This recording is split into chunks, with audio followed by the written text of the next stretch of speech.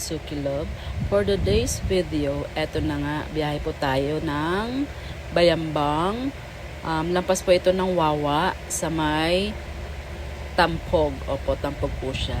Ayan, kung alam niyo po itong tulay na ito, is yung tulay ng Wawa po ito. Kung nanood po kayo dati ng Jessica Soho, nabalitaan po ito isa Jessica Soho, na ito yung bumagsak na tulay, kaya ganyan siya, inayos na po nila, kaya limited na lang po ang dumaraan dyan. So ayan, kasama ko po yung anak kong nagbiyahe, siya ang aking driver, driver talaga.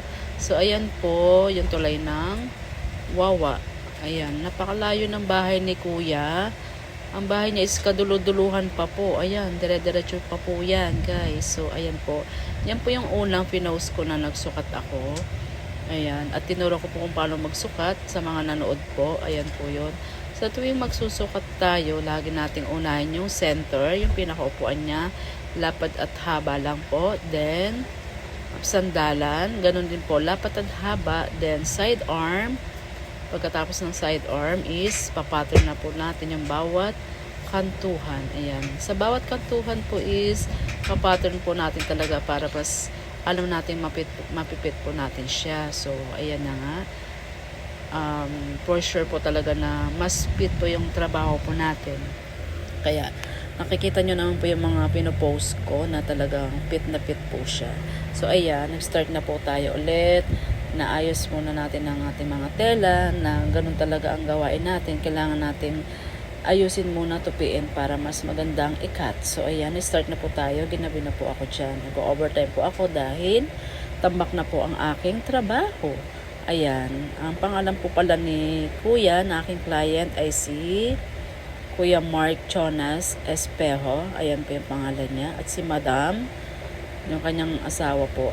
At ito po nakakatuwa, guys. Si kuya po is, siya po yung mismong nagpagawa ng cover ng sopa niya. Sinurprise niya po si Madam, yung kanyang asawa, sana all. Ayan po. Ayan, tapos na po yan, guys. I-deliver na po natin. Nung unang pagpunta ko doon is nagpit lang po ako. So, hindi ko po agad nakuha yung arm niya. So, pangalawang balik na po yan. So, ayan. Magkakabit na po tayo ng natapos ko. Na-repair ko na po dyan yung sa side arm niya. Hindi ko po kasi agad nakuha. So, ayan. Kabit na po natin bawat isa. Dalawang sopa lang po yan, guys. Dalawang mahaba. Eto, ang haba nito is 79 inches. Tapos yung isang upuan naman ni kuya is, ang haba niya is 80.5 inches. So, mahaba po ang kanyang upuan. Ayan po. Ayusin na po natin yung bawat plates niya para pag nag-picture na po tayo at binidyo ko na po yung ating gawa is mas maganda po siyang tignan. Ayan. Dahil maarte po ang inyong mananahe, talagang inaayos ko pong maigi para mas magandang tingnan. At ayan nga po, so nakita po ni Madam yan, dahil bakasyon po, isa po siyang teacher si Madam. At then nung nakita niya is nagustuhan niya po, mismong si kuya po ang pumili ng color and design niyan.